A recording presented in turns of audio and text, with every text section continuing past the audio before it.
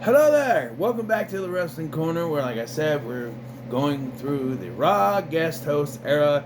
And in this episode, July 6th, 2009, the guest host was the Million Dollar Man, Ted DiBiase. And it was another good one. I think there was some bad booking decisions when it came to match endings, but it was fine. But so it is Raw. We start off, whoa, never give in, I don't wanna be loved. Ted DiBiase comes out to the ring, flanked by Legacy, and he says, "Well, I'm the Million Dollar Man." He says, "When it comes to the former owner of Raw, uh, Donald Trump, as I always said, every man has a price." And so he's in charge, and so he's going to make some things. He says, "Cody, last week you were upset at what happened with Mark Henry." But he goes, yeah, it was disrespectful what he did to Randy Orton. So you want something to be done, right? You want him to be punished, right? Yeah. So tonight it will be Mark Henry versus you, Cody Rhodes." And then Cody, I'm like, "What? Excuse me?" And then he says this now. He says,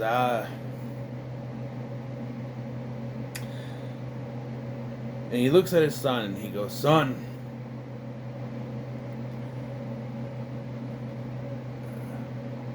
you need to stand up for yourself," basically is what he says. And he's like, "So you are going to face Randy Orton tonight. And son, not only are you going to face him, but son, you're going to win." He's like, "What? What?" Yeah.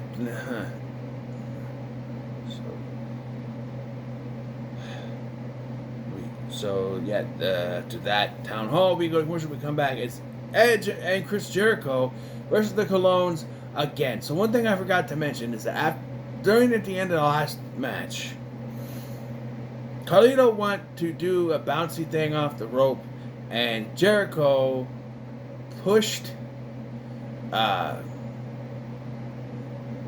Primo into Carlito, causing him to fall. Edge hit the spear. 1, 2, 3. That's how the match ended.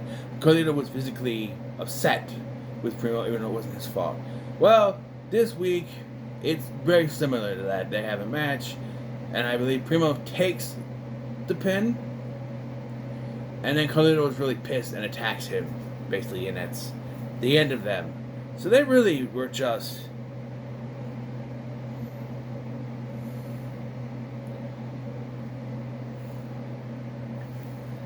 wow. It's like they clearly wanted the tag team championships on Raw. So they drafted Carlito and Primo. Then they had them lose the titles right away to Edge and Chris Jericho. Now they're splitting up the team like right away as soon as they get over there. It's like... and they sold this attack too. Like Jerry Lawler's there. He's like, "Oh my gosh, is he okay? Is he okay?" Then we get an update on what I found out is 15-man or 15 superstar trade between the brands. So it wasn't between Raw and ECW. It was 15 superstars, 5 per brand. So that we know of already, Evan Bourne, Jack Swagger, and Mark Henry were traded to Raw. Along with them were Alicia Fox and Gail Kim. And then ECW got Shelton Benjamin, Goldust, William Regal, and Brie and Nikki Bella, the Bella Twins.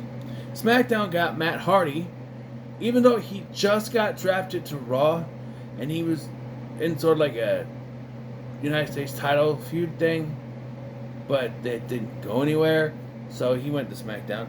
Finley was on ECW at this point, I think, and David Hart Smith, Tyson Kidd, and Natalya, the Hart Dynasty, all drafted SmackDown. But they only tell us the people who were traded to Raw. So I had to look up who was traded to ECW and SmackDown so I could give you the complete, the whole thing. And tell you guys who all got drafted where. Because they only showed the Raw ones, which was frustrating.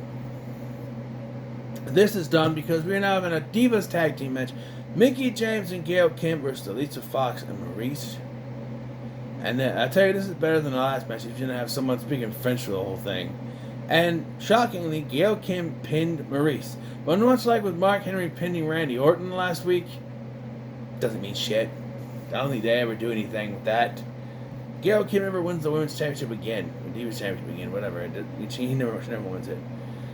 So Cody goes to talk to the $1 Million Man. Tries to bribe him with money. It's like, oh, $1 bills. He's like, you got money there. It's not enough, by the way.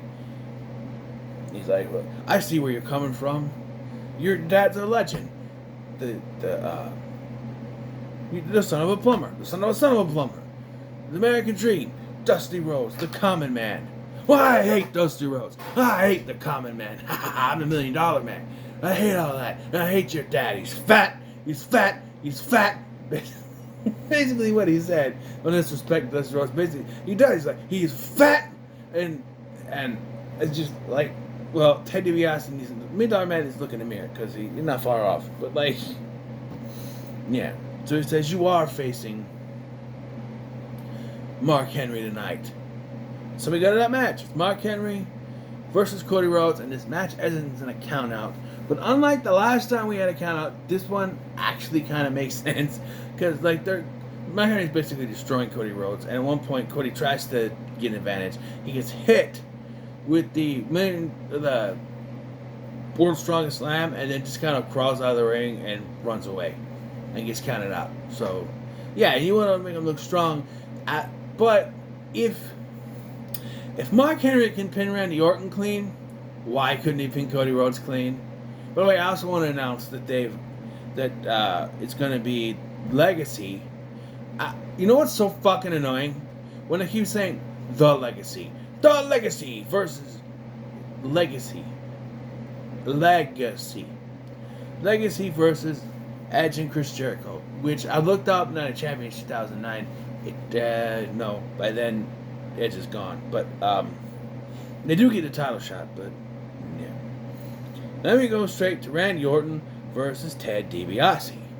This is a decent match, and it actually has a clean finish because Randy Orton hits Ted DiBiase with an RKO and wins. But like, see, so this was further facilitated by in the back. After like the first commercial break, they go to the back, and Orton's like, "You need to fix this. You need to fix this, because me beating you in the middle of the ring, it's not going to work." He goes, "What do you mean beating me? You saying I can't win? Huh?" And he's like, "Ted, I'm the WWE champion. And you suck." "No, I'm the WWE champion." And like, so they had a big argument. So this leads to this match. And, I think it worked. DiBiase lost, but it was still pretty good. Say what you want, DiBiase was a pretty good in-ring worker. He even almost tried to put the $1 Million Dream on him, or whatever it's called, the Dream Street is his version. Because it's not a submission, it's a move where he starts like the $1 Million Dream and he hits him. Yeah. And then we have the VIP Lounge. You know what that means? MVP's in the ring, so you know what that means? Big things popping, little things stopping. We're the VIP rounds. That's for people like me and all of you. I kind of liked it better when he was a heel. People like me and not like you. Because, otherwise he needs a baby face. And he welcomes his guest, Jack Swagger. And he basically gives Jack Swagger, "You were a coward.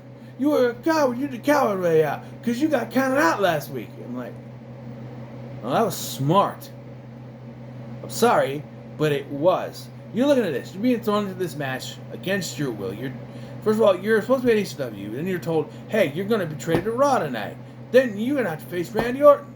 And so you come out second in this gauntlet match, and you think, you know what? Screw it. I'm just going to get counted out. It's smart. Not only do you not have to waste time getting in the ring with Randy Orton and get all sweaty and all that, but also you don't have any chance of getting your ass kicked by Randy Orton, so you don't take RKO and get punted, nothing. So it was smart. But basically, it's just starting some sort of a rivalry between MVP and Jack Swagger. So, yeah. And MVP is dressed like the, in SmackDown vs. Raw 2011, there's an alternate advertising you can lock for people because that's when you can walk around backstage. So they had like Batista with a pink shirt, and the MVP had a street clothes. He's dressed like that with the white and blue striped shirt, button-up shirt. Yeah.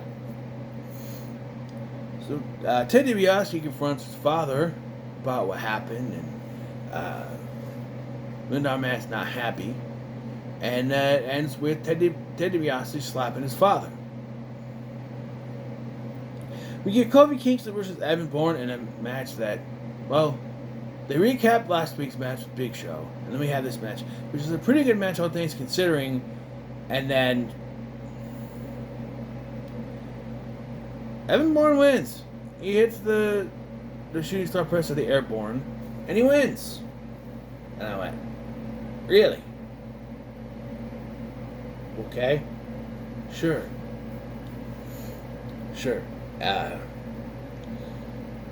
Yeah. And then afterwards, Big Show attacks both of them. I don't know what they're doing with Big Show. They don't have anything to do at this point. And, Edge being injured was a godsend for him because then he has something to do. He's just attacking people for no reason. So then we get Triple H versus John Cena in the main event. They've been hyping this up. Two big mammoths, a main event match. John Cena, Triple H, that interview with John Cena, where John Cena says, I'm doing the best I can, and I'm going to win this match. Triple H, I'm going to game, I'm the Triple H, I'm going to win this match, believe that, and basically what it is, and then we have this match, which is a good match. However, having remembered that at Night of Champions, a triple threat match, I was just waiting for the shenanigans to happen. And unfortunately, when you know the outcome of a match, when you're just waiting for something to happen, the contents of the match no longer matter. And it's a shame, because this is a really good match. Good back and forths. Several times you think it's going to be over. Lots of reversals. It's John Cena and Triple H. Two great in-ring workers. And it's a great match. But the whole time I'm sitting there going, okay, so when's something going to happen? Are they going to get counted out? Double disqualification. Is Legacy going to show up? What's going to happen? Sure enough, I think the match goes 15 minutes before Evolution or Legacy comes out. It's Evolution? Legacy comes out. And they botch. So the whole thing is that they both attack. It's supposed to be they both attack them at the same time, leading to a double disqualification. However, they botched this because Cody clearly hits Triple H first, or Cena first, whoever. Cody attacks one of them first, and then Ted starts attacking. So technically, whoever he attacks is the winner by disqualification and facing Randy Orton. But they don't do that. Lillian starts to announce. Randy comes out. Lillian, let me do it. This match is a double disqualification, which means I will not be defending the WWE Championship at Night of Champions. Before you even get the sentence out. My name. He comes out and he goes, well, Randy,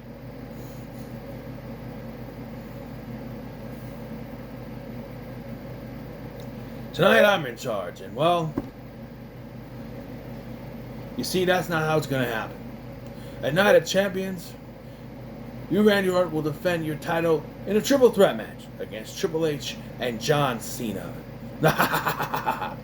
So, yeah, I guess that was the whole payoff to the slap and everything. Like, you slapped me, and then now I got my revenge. And you look, every heel in the history of the WWE does this. And they don't learn. Every time, if I have them attack my opponents, then we won't have a match. But then we just have a triple threat match, and you made it worse than you could have. Because before, you face either one. Now you got to face both. Now you're an idiot. And this is a rematch from WrestleMania 28, which I believe, on the way to this, is just like over and over and over again, repeating, "Oh, it's a rematch from WrestleMania," you know. But excuse me. But yeah, and I don't think they announced who the next week's guest host is, but I can tell you because I know it's Seth Green of Robot Chicken fame. So look forward to that. I'm looking forward to it. I like Seth Green. So we shall see. But yeah, this was, I'll say, solid. Again, there's some questionable outcomes. Like, well, I don't know what's questionable, but it was kind of interesting. It's Evan Bourne winning. And then you have the disqualification ending to Triple H and John Cena, which was a good match up until that point. And a Cody Rhodes Mark Henry count out. If Mark Henry can pin Randy Orton clean, why can't he pin Cody? Even if you put, well, technically Randy Orton was in a match before. He was against Evan Bourne. We had one person. Jack Swagger walked. Randy Orton was not that tired by the time that Mark Henry came out. So it was a pretty clean victory. So why couldn't he beat Cody clean? It just makes no sense to me. But who am I to judge? It's decent, so we shall see where it goes from here. But yeah, so what are your thoughts on this episode of Raw? Let me know in the comments below. Like, share, subscribe. Thank you for watching. I've been Sky, and I'll see you in the next one.